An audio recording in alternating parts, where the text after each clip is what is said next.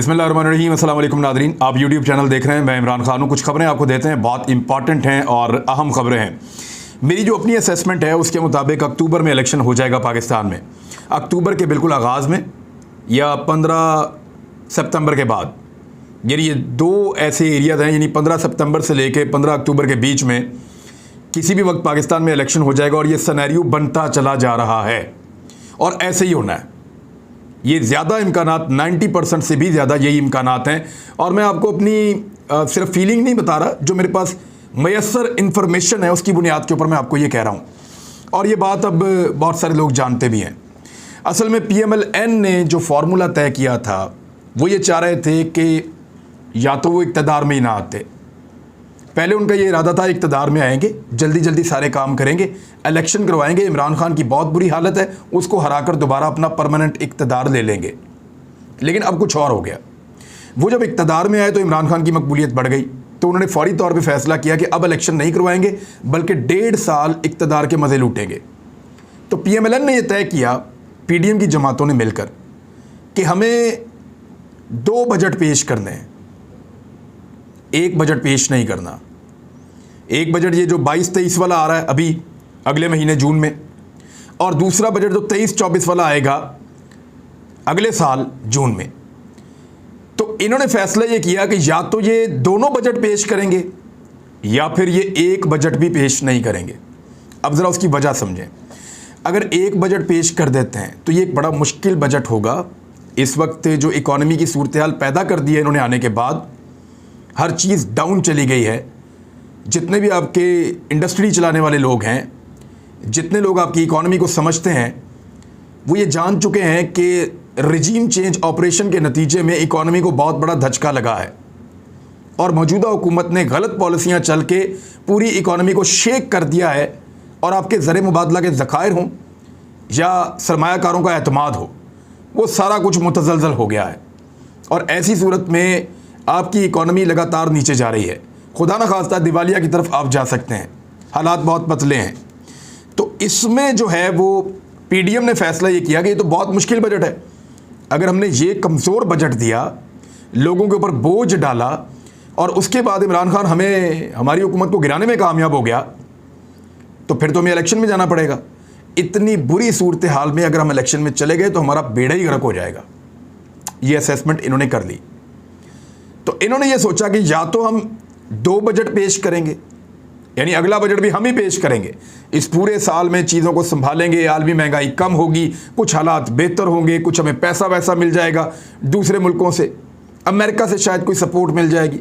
तो उन सारी चीज़ों को इकट्ठा करते रफ्ता रफ्ता रफ्ता जब पाकिस्तान तहरीक इंसाफ की जो इस वक्त उठी हुई है तहरीक, वो भी डाउन चली जाएगी, तो हम इलेक्शन करवा देंगे अगले साल, यानी इलेक्शन करवा देंगे 2023 में।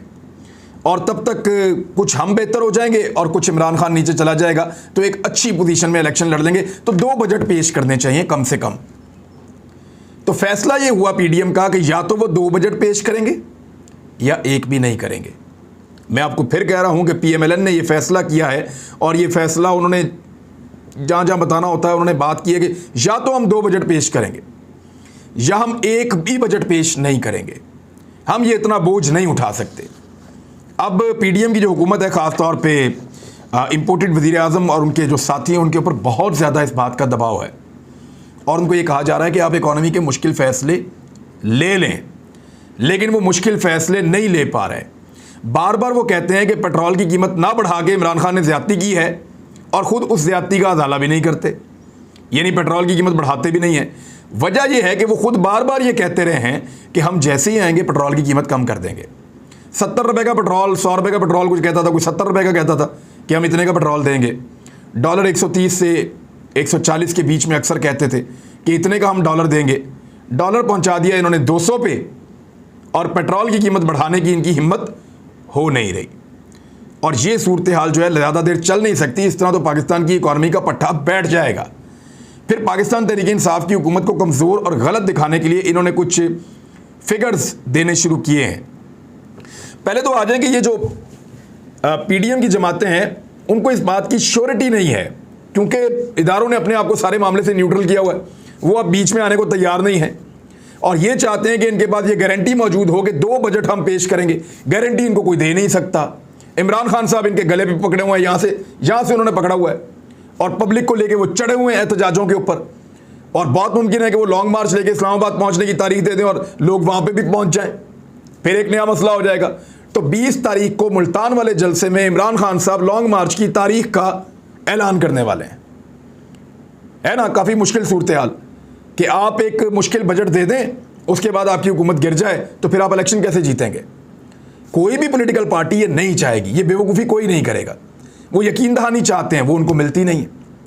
लिहाजा उनको ये नज़र आ रहा है कि उनको इलेक्शन में जाना पड़ेगा। और आने वाले 2 हफ्तों में, आज की तारीख आप नोट करें, मेरी असेसमेंट के मुताबिक और जो इन्फॉर्मेशन मुझे ऐसा लगता है कि मुख्तलिफ इन्फॉर्मेशन की बुनियाद के ऊपर कि इलेक्शन पाकिस्तान में, यानी ये हुकूमत ज़्यादा से ज़्यादा 15, 16, 17 दिन, इससे ज़्यादा नहीं चलेगी। ये बजट पेश नहीं करेंगे और असम्बलियाँ तहलील कर देंगे। उसका एक और रीज़न भी है, क्योंकि बजट पेश करने के लिए तैयारियां की जाती हैं। मौजूदा इंपोर्टेड हुकूमत बजट के लिए कोई तैयारी नहीं कर रही। यानी बजट तो वैसे ही डिपार्टमेंट बनाते हैं, बहुत सारी चीज़ें तैयार हो जाती हैं, लेकिन इनकी जानिब से बजट के ऊपर काम नहीं हो रहा। ऐसा कुछ दिखाई नहीं दे रहा कि ये वाली हुकूमत पाकिस्तान का आने वाला बजट पेश करने जा रही है जून में। लिहाजा टेक्नोक्रेट्स की एक हुकूमत बन जाएगी मुबैना तौर पे, ऐसा लगता है, और वो फिर पाकिस्तान का बजट पेश करेगी। टाइम गुजरेगा 3 महीने, 3.5 महीने, और उसके बाद पाकिस्तान में आम इंतखाबात हो जाएंगे। और आम इंतखाबात जो हैं वो 15 सितंबर से लेकर 15 अक्टूबर के दरमियान हो सकते हैं। और उन इंतखाबात के अंदर फिर PMLN के पास भी मार्जिन होगा, यानी वो महंगाई को और जितनी खराबियाँ पाकिस्तान में हैं उनकी जिम्मेदारी डालेंगे इमरान खान साहब पे। इमरान खान साहब ये कहेंगे मैं तो ठीक चल रहा था, और उनके पास भी बहुत सारे एविडेंस हैं।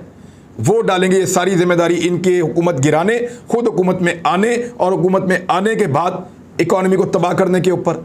वो इन पे डालेंगे, ये उन पे डालेंगे, और पब्लिक जो है वो फैसला करेगी कि इन दोनों में से किसको हुकूमत में आना चाहिए। लेकिन ये फैसला पब्लिक का होगा, अमेरिका का नहीं होगा। तो अमेरिकन रिजीम चेंज ऑपरेशन के मुताबिक पाकिस्तान की हुकूमत नहीं चल रही होगी, बल्कि पाकिस्तान की हुकूमत पाकिस्तान की पब्लिक बनाएगी। चाहे वो PTI बनाए, चाहे वो PMLN या पीपल्स पार्टी बनाए, या कोलिशन गवर्नमेंट बन जाए, कुछ भी हो जाए, लेकिन वो पाकिस्तान की हुकूमत बनाएगी, अवाम बनाएगी। अब इसके अंदर 2-3 चीज़ें आप देख लें कि जो मौजूदा हुकूमत है उन्होंने एक बहुत बड़ी कैंपेन शुरू कर दी है जिसके ऊपर वो बहुत पैसा खर्च कर रहे हैं।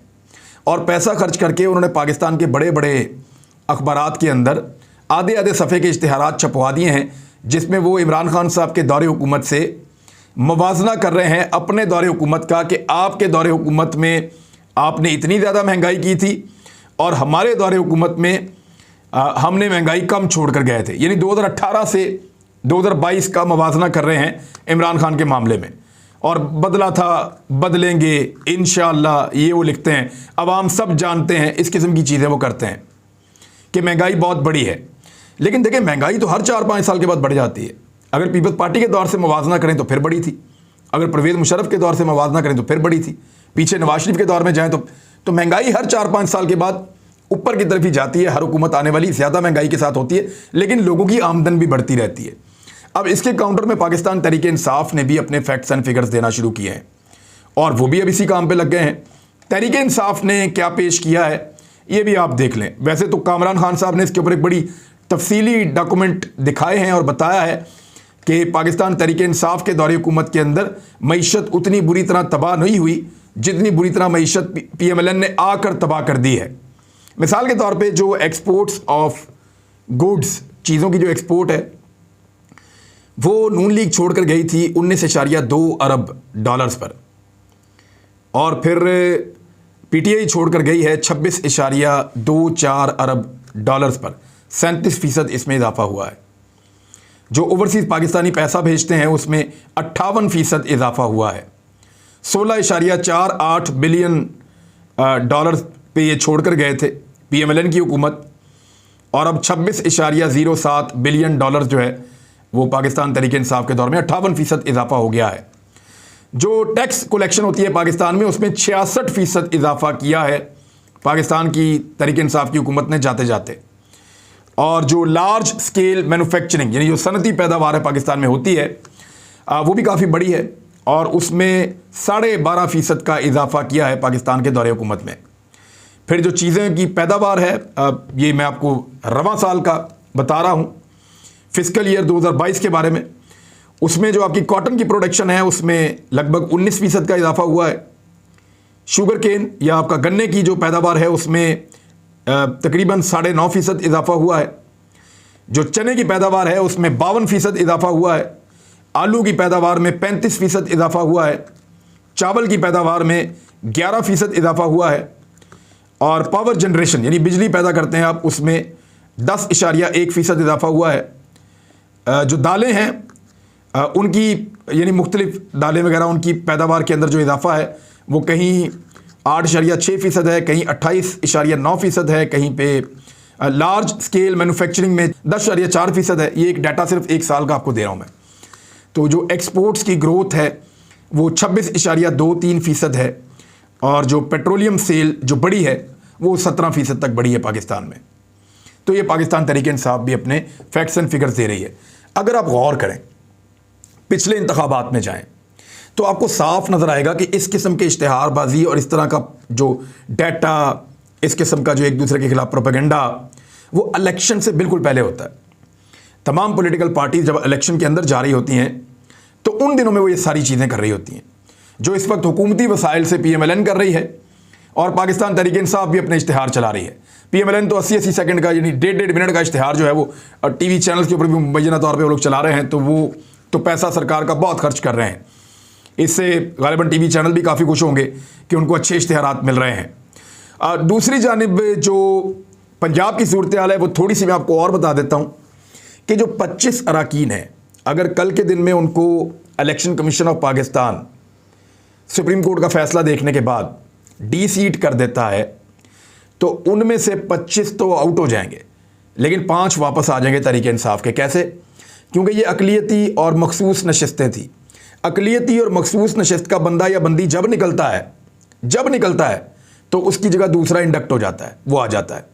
तो 3 औरतों की सीटें और 2 मखसूस नशिस्तें अकलियतों की वो पाकिस्तान तहरीक इंसाफ को वापस मिल जाएंगी। यानी ये 5 सीटें उनको वापस मिल जाएंगी तो वो 158 नहीं 163 होंगे और जब काफली का वोट उनके साथ मिलेगा तो वो 173 हो जाएंगे। तो PMLN वगैरह की जो कैपेसिटी अपनी बनती है उनके मुनहरिफ अरकान को निकाल के वो 172 बनती है। तो एक बंदा फिर भी ज़्यादा हो जाएगा मुस्लिम लीग काफ का। लेकिन मैं आपको एक इंटरेस्टिंग खबर देता हूँ। पाकिस्तान तहरीक इंसाफ ने फैसला किया है कि इलेक्शन की तरफ जाएंगे। पंजाब में हुकूमत बनाने में अब उनकी बिल्कुल दिलचस्पी नहीं है। जो इस हुकूमत ने कर दिया है, इम्पोर्टेड हुकूमत ने, और हालात को जहाँ तक पहुँचा दिया है, तहरीक इंसाफ ने यह फैसला किया है कि इमरान खान साहब की क़यादत में कि हम अब हर हाल में सिर्फ और सिर्फ इलेक्शन में जाएंगे। और ये फैसला उन्होंने अपने जो इत्तेहादी हैं उनको भी बता दिया है, यानी काफ लीग को उन्होंने बता दिया है कि हम इलेक्शन में जाएंगे लेकिन हमजा शहबाज की हुकूमत भी नहीं चलने देंगे और कोशिश करेंगे कि हम इलेक्शन में जाएं। हमारी इस बात में दिलचस्पी नहीं है कि हम पाकिस्तान में दोबारा हुकूमत बना के और हुकूमत करना शुरू कर दें। इन्होंने बहुत बुरी हालत कर दी है इकॉनमी की। एक पूरी और तगड़ी हुकूमत चाहिए इत्तेहादियों के बगैर जो इस मुल्क को आगे बढ़ा सके और आगे चला सके। अब ये है वो मामला जिसके ऊपर पाकिस्तान तहरीक इंसाफ आकर अड़ गई है। लेकिन एक चीज़ और भी है, ये जो 25 अरकान मुनहरिफ होंगे ना, इनके पास एक और चांस होगा कि ये अपील में चले जाएं और अपील में 1 महीना लगता है। तो 1 महीने के बाद जब ये फारिग होंगे तो तब 5 सीटें वापस तहरीक इंसाफ को मिलेंगी। लेकिन इतना लंबा ये मामला चलने वाला नहीं है। मेरी इंफॉर्मेशन के मुताबिक मैक्सिमम 15 दिन लगेंगे और ये सब कुछ तहलील हो जाएगा और सूरत हाल यकसर तब्दील हो जाएगी। इश्तिहारात का मुकाबला चल रहा है, वो सारा कुछ आप देख रहे हैं। मरियम नवाज़ के जलसे के लिए एक नया काम डाल दिया गया है कि मरियम नवाज़ के जलसे के लिए ये फ़ारूक हबीब साहब ने इसको ट्वीट किया है। इसको आप देख लें। फ़ारूक हबीब साहब ने जो ट्वीट किया वो देखें। उन्होंने कहा, सरगोदा कंपनी बाग में मरियम सफदर के जलसे की खातिर नून लीग ने सरगोदा फुटबॉल ग्राउंड को मसमार कर दिया है। वहाँ जो बिल्डिंग बनी हुई थी उसको गिरा दिया है क्योंकि मरियम नवाज़ साहबा का वहाँ पे जलसा होना है। क्या कोई पूछने वाला है कि ये मरियम सफदर कौन है जिसके लिए सरकारी जगहों को मसमार किया जा रहा है? शरीफ ख़ानदान जहाँ भी गया वहाँ तबाही के असरात आना शुरू हो गए। अब ये फुटबॉल ग्राउंड जो है, इसकी जो बिल्डिंग है उसको गिरा दिया गया है ताकि ग्राउंड ज़रा खुला खुला हो जाए और अच्छे तरीके से वहाँ पे एक जलसागाह बन जाए मुबैना तौर पे, जो फ़ारूक हबीब साहब ने रिपोर्ट किया है। एक और ख़बर यह है कि वज़ीर-ए-आज़म शहबाज शरीफ के ख़िलाफ़ केसेस की पैरवी करने वाली नैब की प्रोसिक्यूशन टीम को धमकियाँ मिलना शुरू हो गई हैं। यानी FIA का तो प्रोसिक्यूटर जो है, जो प्रोसिक्यूशन कर रहे थे शहबाज शरीफ वाले मुकदमे की, उनको तो फ़ारग कर दिया गया ना, उनको तो जाना पड़ गया क्योंकि दिलचस्पी ख़त्म हो गई FIA की। लेकिन ये केस कभी ख़त्म नहीं होते, ये मौजूद रहते हैं। जब ये इक़्तिदार में नहीं होंगे तो इनको इन्हीं केसेस का सामना करना पड़ेगा। अब जो नैब की प्रोसिक्यूशन टीम है उनको धमकियाँ मिल रही हैं। तफसीलात के मुताबिक प्रोसिक्यूशन टीम को धमकियाँ मिल रही हैं। धमकियाँ नैब रेफरेंसेस में पेश होने वाली टीम को मिली, जिसमें प्रोसिक्यूशन टीम को केसेस की पैरवी करने से रोकने की कोशिश की गई। प्रोसिक्यूशन टीम को बात ना मानने पर संगीन नताइज की भी धमकियां दी गईं।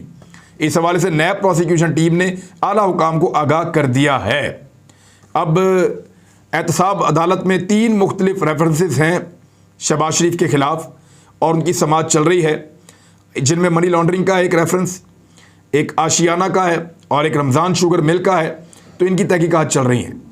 चीज़ें आपके सामने हैं। जब हुकूमत में है, ताकत में है तो धमकाते हैं और हर एक को धमकाते हैं। लेकिन मेरे ख्याल में पाकिस्तान काफ़ी हद तक बदल चुका है। अब वो धमकियों में नहीं आ रहा, बल्कि लोग रिएक्ट कर रहे हैं, लोग सामने आकर जवाब दे रहे हैं। और आने वाले दिनों में इलेक्शन के अलावा अब इन सब के पास कोई और चारा नहीं होगा। अब तक के लिए इतना ही। अपना ख्याल रखिएगा, अपने इस चैनल का भी। अल्लाह हाफ़िज़।